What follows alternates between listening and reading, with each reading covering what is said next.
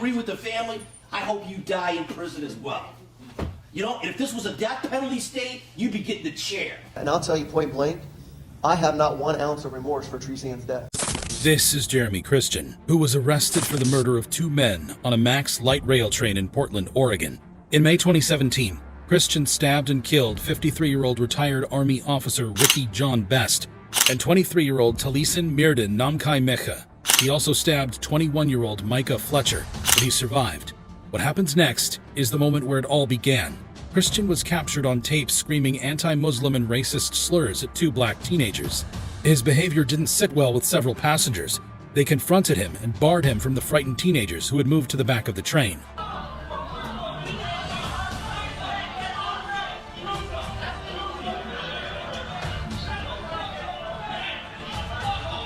Further attempts to de-escalate the situation resulted in Christian brandishing a knife, threatening to stab, and eventually stabbing the victims. But it doesn't end there. Here is Christian leaving the scene. After his 12 seconds of madness, Christian fled the train at the next transit center. Several passengers followed him as they called 911. Eventually, the police arrived and he was arrested, boasting about how he killed 2 people. But killing 2 people in broad daylight isn't enough.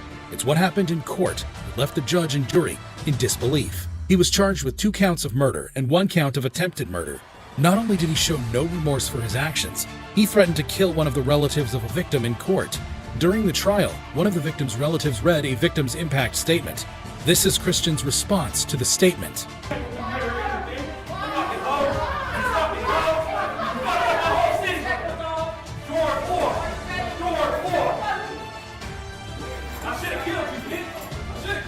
Christian was eventually sentenced to 2 consecutive life terms. During the trial, evidence of his criminal past came to light. It appeared that Christian had assaulted a woman and shouted racial slurs on another train the day before the murders.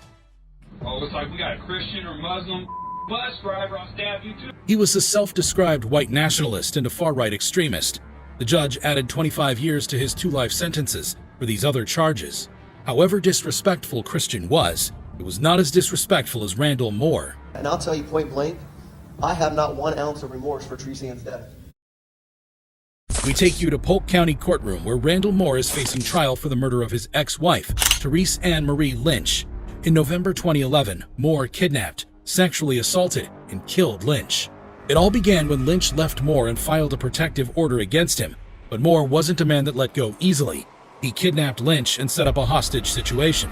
This is Officer Todd Rowland, who shot Moore as he responded to the cries from the apartment. This was moments after Moore shot Officer Rowland.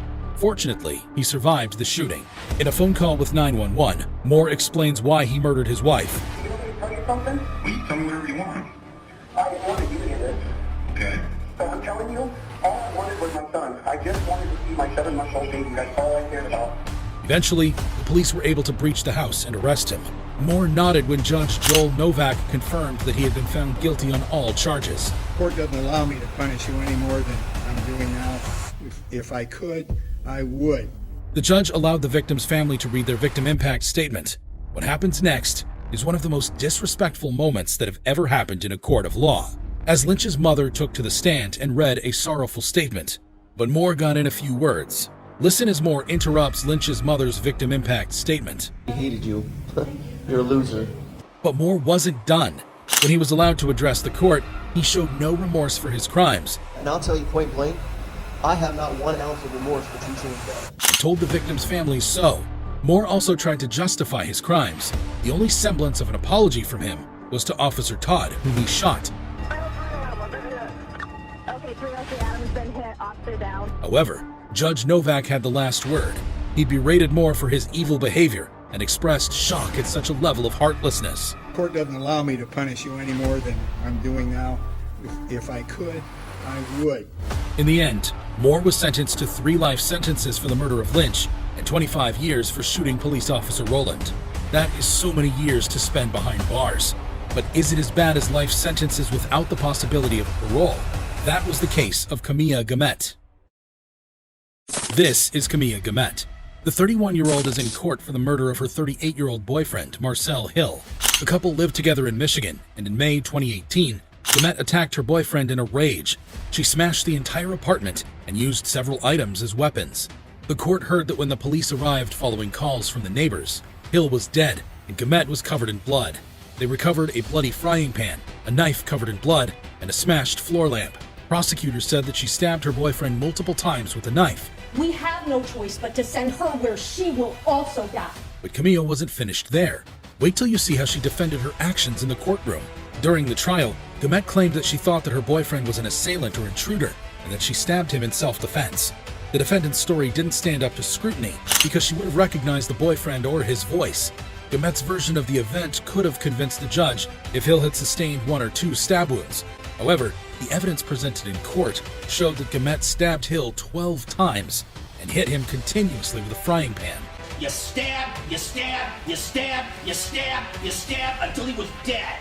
Still, she insisted that it was all in self-defense and that she was a victim of their lies. Here is Gumet sticking to her story. Basically at trial, the way I was portrayed, mostly everything was lies. There was a little bit of truth, but mostly I was convicted of a lie. Her claims did not impress Judge John McBain. Diana Banks, a member of Hill's family, was called by the court to deliver a victim's impact statement. What Gumet did as her victim's own mother took to the stand would send chills down your spine. As Hill's aunt read the statement, Gumet showed no remorse, rolled her eyes, and even smiled. When the aunt was done, Gumet reacted. This time, Judge McBain wasn't so nice and threatened to tape her mouth if she continued interrupting the woman. You're gonna shut your mouth or I'm gonna have some duct tape for that.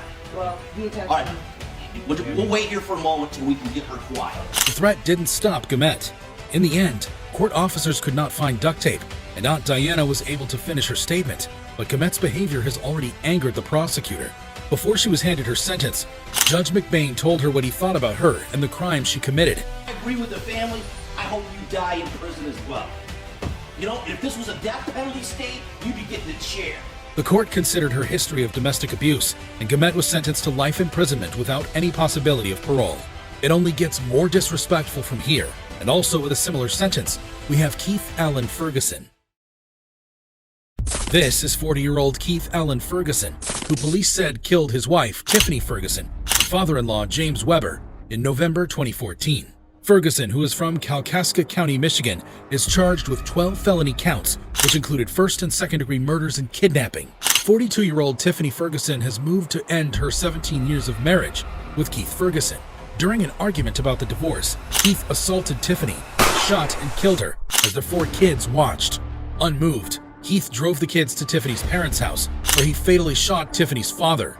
After murdering his father-in-law, Keith ran to a neighboring house, took the owner, a 59-year-old woman, hostage and barricaded himself inside. The situation lasted for 7 hours before Keith surrendered and released her. When Keith went to court, he showed he was anything but remorseful for his actions.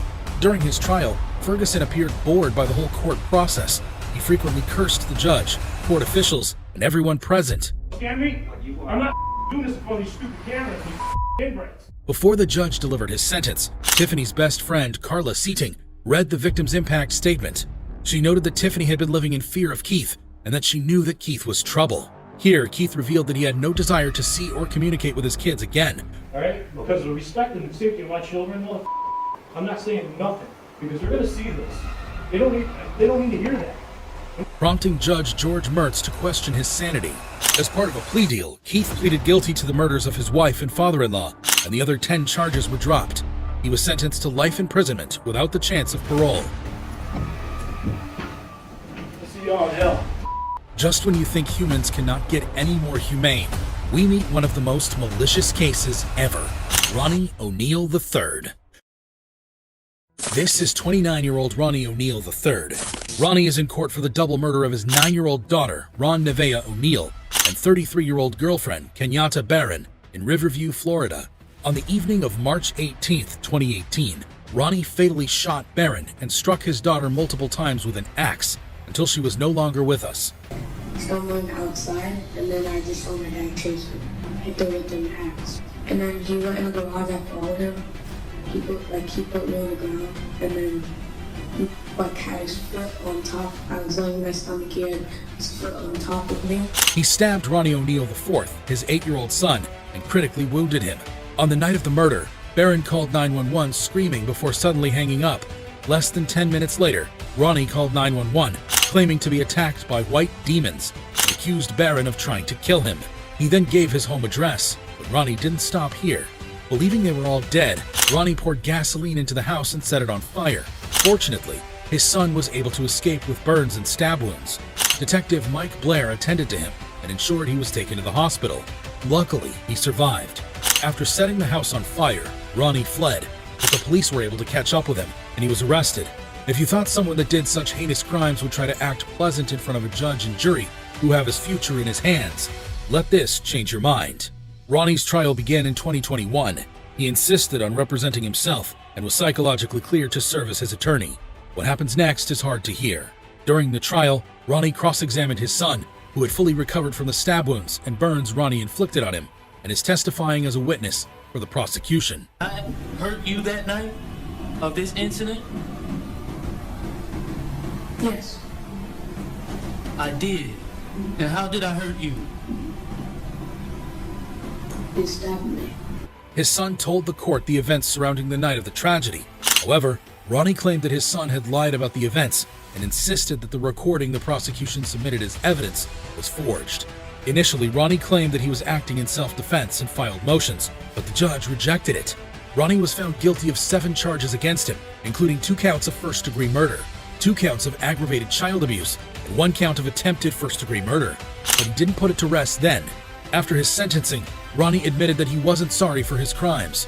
I'm not sorry for something I did, and I'm not sorry for the thing I did. Before Ronnie was sentenced, Judge Michelle Cisco, who has been in the judicial sector for almost 20 years, said this. This is the worst case I've ever seen as far as facts. Ronnie was given 3 life sentences without the chance of parole.